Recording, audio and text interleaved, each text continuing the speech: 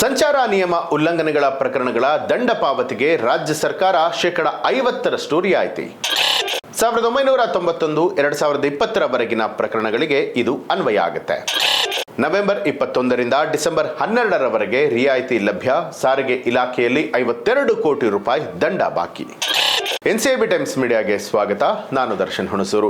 ಸಾರಿಗೆ ಇಲಾಖೆಯ ದಂಡ ಬಾಕಿ ಹಾಗೆ ಪೊಲೀಸ್ ಇಲಾಖೆಯ ಇ-ಚಲನ್ ಮೂಲಕ ದಾಖಲಾಗಿರುವಂತಹ ಸಂಚಾರ ನಿಯಮ ಉಲ್ಲಂಘನೆ ಪ್ರಕರಣದ ದಂಡ ಪಾವತಿಗೆ ರಾಜ್ಯ ಸರ್ಕಾರ ಶೇಕಡ 50ರಷ್ಟು ರಿಯಾಯಿತಿ ಘೋಷಣೆ ಮಾಡಿದೆ. ನವೆಂಬರ್ 21ರಿಂದ ಡಿಸೆಂಬರ್ 12ರವರೆಗೆ ರಿಯಾಯಿತಿ ಲಭ್ಯವಿರುವಂಥದ್ದು. ಪೊಲೀಸ್ ಇಲಾಖೆಯು ಇ-ಚಲನ್ ಮೂಲಕ ದಾಖಲು ಮಾಡಿದ ಸಂಚಾರ ನಿಯಮ ಉಲ್ಲಂಘನೆ ಪ್ರಕರಣದ ದಂಡ ಪಾವತಿಗೆ ಈ ಹಿಂದೆ 4 ಬಾರಿ ಶೇಕಡ 50ರಷ್ಟು ರಿಯಾಯಿತಿಯನ್ನ ಕೊಡಲಾಗಿತ್ತು. ಇದೇ ಮೊದಲ ಬಾರಿಗೆ ಸಾರಿಗೆ ಇಲಾಖೆ ಪ್ರಕರಣದ ಬಾಕಿ ದಂಡ ಪಾವತಿಗೆ ರಿಯಾಯಿತಿ ಘೋಷಣೆ ಮಾಡಿದೆ. ಸಾರಿಗೆ ಇಲಾಖೆ ಅಧಿಕಾರಿಗಳು 1991-92ರಿಂದ 2019-20ರವರೆಗಿನ ದಾಖಲಾಗಿರುವಂತಹ ಪ್ರಕರಣದ ಬಾಕಿ ದಂಡ ಪಾವತಿಗೆ ರಿಯಾಯಿತಿ ಕೊಟ್ಟಿದೆ. ಪೊಲೀಸ್ ಇಲಾಖೆಯಿಂದಲೇ ಸಾರಿಗೆ ಇಲಾಖೆ ಪ್ರಕರಣಗಳ ಬಾಕಿ ದಂಡ ಪಾವತಿಗೂ ವಿನಾಯಿತಿಯನ್ನ ಘೋಷಣೆ ಮಾಡುವಂತೆ ಸಾರಿಗೆ ಇಲಾಖೆ ಆಯುಕ್ತರು ಸರ್ಕಾರಕ್ಕೆ ಈ ಹಿಂದೆ ಹಲವು ಬಾರಿ ಪ್ರಸ್ತಾವನೆಯನ್ನ ಕೊಟ್ಟಿದ್ದರು. ಸಾರಿಗೆ ಇಲಾಖೆಯಲ್ಲಿ 2018-19ಕ್ಕಿಂತ ಪೂರ್ವದಲ್ಲಿ ದಾಖಲಾದ ಪ್ರಕರಣದಲ್ಲಿ ವಾಹನ ಮಾಲೀಕರಿಗೆ ಶೇಕಡ 50ರಷ್ಟು ರಿಯಾಯಿತಿ ನೀಡುವಂತೆ ಪ್ರಸ್ತಾವದಲ್ಲಿ ಕೋರಿದ್ರು. ಆದರೆ ಸರ್ಕಾರ ಪೊಲೀಸ್ ಇಲಾಖೆಯ ಪ್ರಕರಣಗಳಿಗೆ ಮಾತ್ರ ಶೇಕಡ 50ರಷ್ಟು ದಂಡ ವಿನಾಯಿತಿಯನ್ನ ಕೊಟ್ಟಿತ್ತು.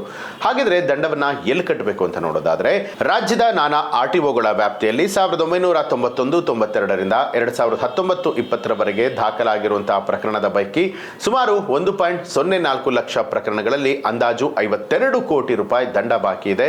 ದಂಡ ಬಾಕಿ ಉಳಿಸಿಕೊಂಡಿರುವಂತಹ ವಾಹನ ಮಾಲೀಕರು ಸಂಬಂಧಪಟ್ಟ ಆರ್ಟಿಒ ಕಚೇರಿಗೆ ತೆರಳಿ ಬಾಕಿ ದಂಡ ಪಾವತಿಸುವ ಮೂಲಕ ರಿಯಾಯಿತಿಯನ್ನ ಪಡೆದುಕೊಳ್ಳಬಹುದು.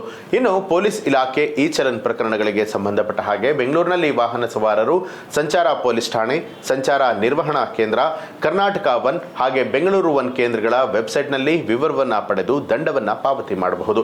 ಜಿಲ್ಲೆಗಳಲ್ಲಿ ಸಮೀಪದ ಪೊಲೀಸ್ ಠಾಣೆಗೆ ಹೋಗಿ ದಂಡವನ್ನ ಕಟ್ಟಬಹುದು. ಆನ್ಲೈನ್ನಲ್ಲಿ ಕರ್ನಾಟಕ ಸ್ಟೇಟ್ ಪೊಲೀಸ್ ಆಪ್ ಹಾಗೆ ಬೆಂಗಳೂರು ಸಂಚಾರ ಪೊಲೀಸ್ ವಿಭಾಗದ ಬಿಟಿಪಿ ಅಸ್ತ್ರ ಆಪ್ ಮೂಲಕ ದಂಡವನ್ನ ಪಾವತಿ ಮಾಡಬಹುದು.